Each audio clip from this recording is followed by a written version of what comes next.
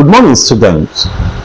Recall that last week we had chapter 9, which had the title, The Growth of the Legitimate Trade in Nigeria. And we discovered that this trade, which was called legitimate trade, was an era where trade between Europe and Africans, the era where trade between Europe and Nigerians were no longer on human beings. Rather, the trade was on cash crop. That was why it was named legitimate trade. And this trade had far-reaching effects. It was a transition from slave in human beings to trade in non-human beings. And it has a lot of far-reaching effects: social, economic, political, and religious. So, today, we are going to study chapter 10, Christian Missions in Nigeria. And we establish here that the missionaries were parts of the group that deepened contacts between Europeans and the people of Nigeria, especially the people of the hinterlands. The missionaries had two mandates. Number one was to promote trade, and number two was to turn many Nigerians to Christian faith, and they perfectly executed this. Not only that, the missionaries had other things they did in Nigeria. For instance, the missionaries established demonstration farms that enhanced the growth of legitimate trade. Secondly, the missionaries opened a lot of hospitals that treated most of Nigerian people. And thirdly, the missionaries established series of schools that made many Nigerians to receive Western education.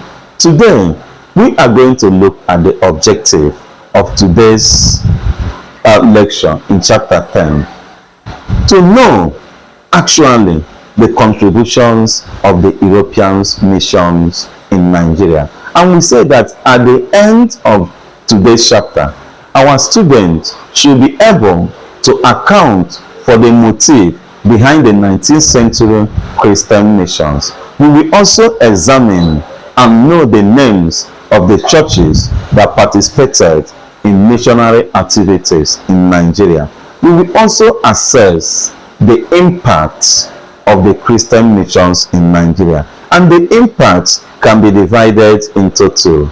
Some of the impacts were positive, some of the impacts were negative.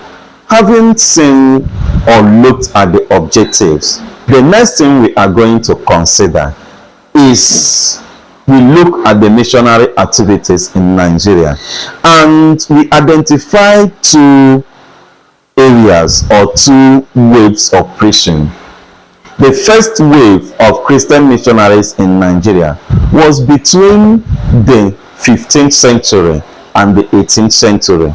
In the 19th century, when the river Niger was successfully explored, many missionaries started moving into the interior or the hinterland of Nigeria.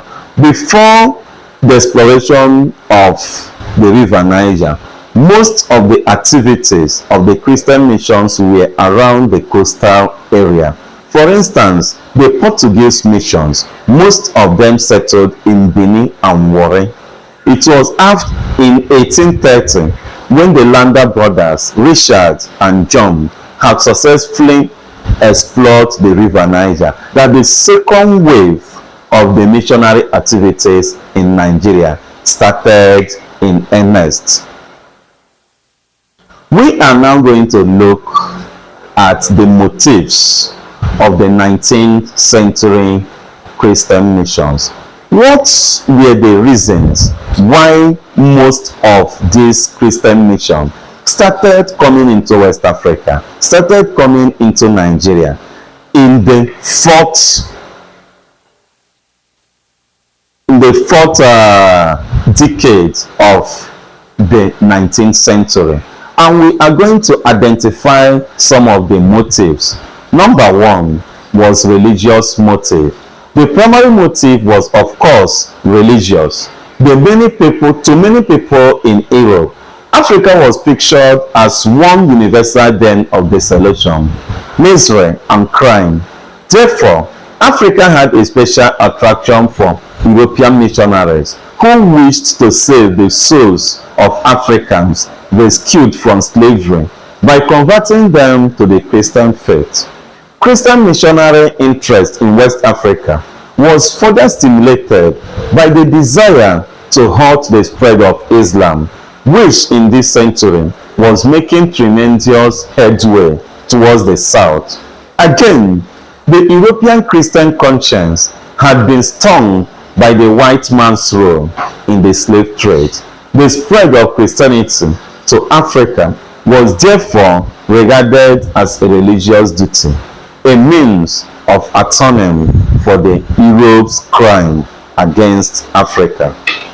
Secondly, there was this humanitarian consideration because Christian missionary activities were not only motivated by religious but also by humanitarian consideration, namely the total eradication of the slave trade and slavery in Africa. The missionaries believed that it was only through the introduction of Christianity and Western civilization into the heart of Africa that this eradication could be achieved. The third point is economic. The missionaries had also, even if implicitly, some economic motives. They were the product of the industrial society of Europe.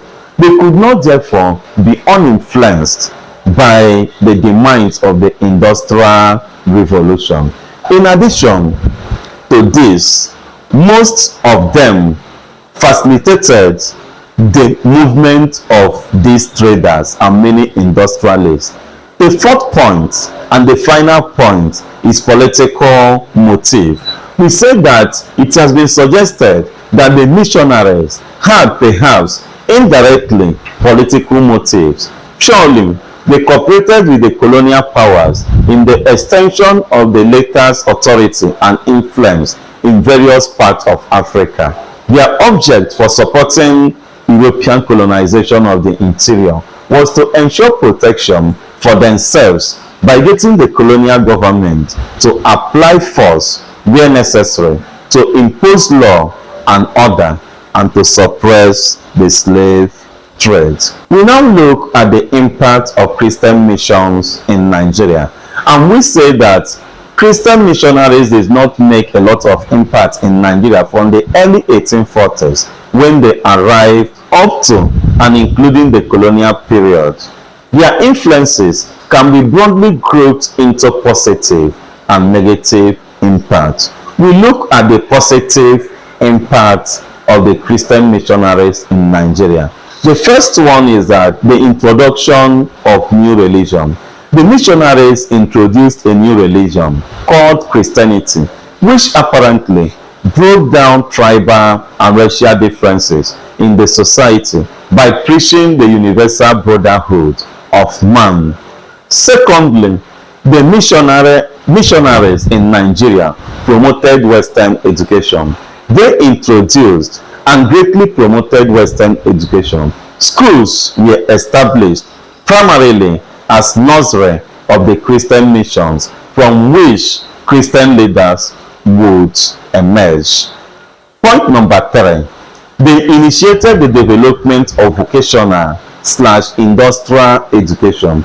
The Christian missions, in keeping with Forward Boston's theory of the Bible and the law, introduced vocation education aimed at diverting legitimate commerce and turned people's attention from the slave. The fourth point, most missionaries in Nigeria put Nigerian languages in writing. The missionaries studied various Nigerian languages and put them into writing. They followed this up by compiling the grammar and dictionaries of the Yoruba languages, Yoruba and other languages of Nigeria. The fifth one was the introduction of European culture. The missionaries introduced the study of European languages such as English, French, Portuguese, German, and Spanish languages. The sixth point is the provision of healthcare services. The missionaries were pioneers in the field of health and healthcare. They established health centers, maternity homes, hospitals, and infection disease clinics. The seventh point is that the missionaries also made provision for humanitarian services. The missionaries had great compassion for orphans, the handicapped, the oppressed, and the abandoned. The 80th point is the introduction of Western architecture. Different aspects of Western architecture were introduced in Nigeria, and with time, they changed Nigerian building styles and materials to considerable extent. They introduced, for instance, triangular buildings, bricklaying, roofing with corrugated iron sheets. The 10th point is expansion of trade and commerce. The missionaries encouraged the establishment of legitimate trade and commerce as effective means of discouraging the growth of the slave trade. The 10th point is the stimulation of the spirit of nationalism. The bookish education which the missions provided the Nigerians led to the rise of educated elites who challenged colonial rule and fought for the independence of the country. So, in a way, most missionaries hastened the independence of most West African countries, especially Nigeria. We now look at the negative impact of the Christian missions in Nigeria. One was the destruction of African culture. The missionaries exhibited no opinion of African traditional religions, whose members they erroneously called heathens and pagans. They could see nothing good in these religions, and so indoctrinated their converts in this Christian faith. The second point about on the negative aspect of the Christian missions in Nigeria was the provision of narrow type of education. The curriculum of the education which the mission gave the pupils was tailored to suit the basic needs of the missionaries, the large trading firms, and the colonial administrations. The third point is westernization of many Africans. The missionaries undermined the African ways of life they met by striving very hard to change them. Africans were taught that everything from the Western world was good, while everything African was primitive and bad. The fourth point on the negative aspects of the impact of Christian mission is the encouragement of European colonization of West Africa. Missionaries played some part in bringing about the colonial rule in West Africa. They often appealed to their home government for protection and for the establishment of law and order to enable them spread Christianity without molestation.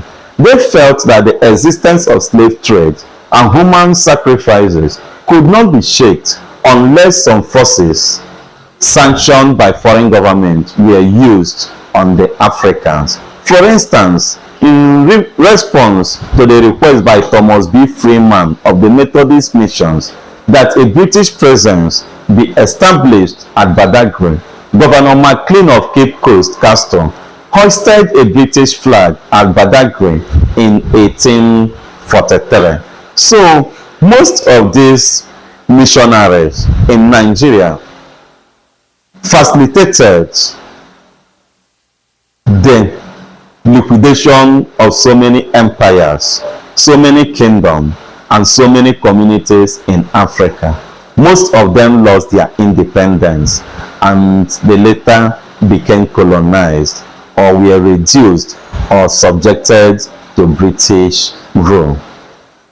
Next week, we will look at chapter 11 with the topic Colonial Administration in Nigeria. Thank you.